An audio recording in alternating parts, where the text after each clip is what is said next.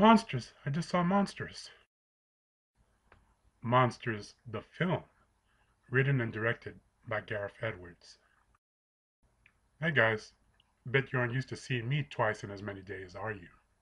Well, as I said in my last review, Halloween is coming up, so I've been itching to see and review some horror cinema. Now, as it turns out, Monsters isn't a horror movie, but it is science fiction, and with a title like Monsters, it still fits into my Halloween theme. Other than the general sci-fi genre, I'm not sure what category this film fits into. It wasn't what I expected. From the preview, I thought it would be a variation of District 9 or maybe The Mist. It's not. Before I go on, let me tell you a little bit about the film. Monsters is an independent film with a budget under $500,000. Gareth Edwards wrote it, did the storyboards, directed it, and then made the special effects himself using off-the-shelf software. Wow.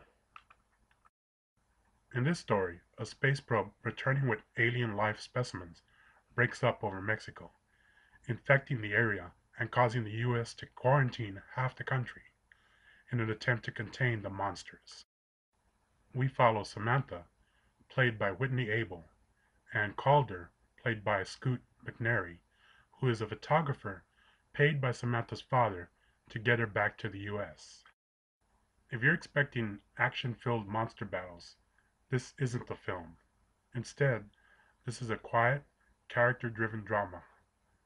Abel and McNairy do a great acting job as the two troubled characters are pushed together by the dangerous circumstances of having to cross the quarantined area. Part of the crossing is played as an allegory of the dangers involved in illegal immigrants crossing the US border. In one scene, it's especially heavy-handed, and due to the fact that this film deals with giant monster octopuses, it doesn't really work. The special effects for those octopi, and other things, are awesome. At least as good as most studio films. They sure are way better than any sci-fi channel movie. I find it hard to believe that they were a one-man job, but that is what I read. I'm sad to say this film isn't in theaters. There is a limited release scheduled to start on October 29th, but it seems to be very limited.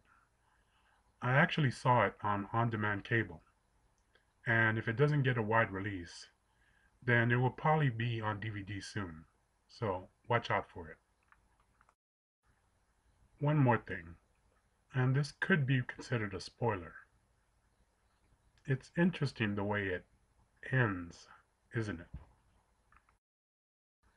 On a scale of 1 to 10, I give Monsters a good solid 7. As long as you go in knowing it isn't just your average monster flick, you'll find a fascinating and completely engrossing film, especially when you consider how it was made. I don't know if it will ever make it to a theater near you, but it's worth searching out. Well, thanks for watching once again, and with any luck, I may be back real soon.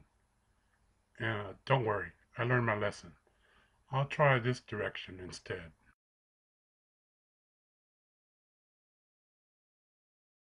Ouch! Not again. Who moved this crap?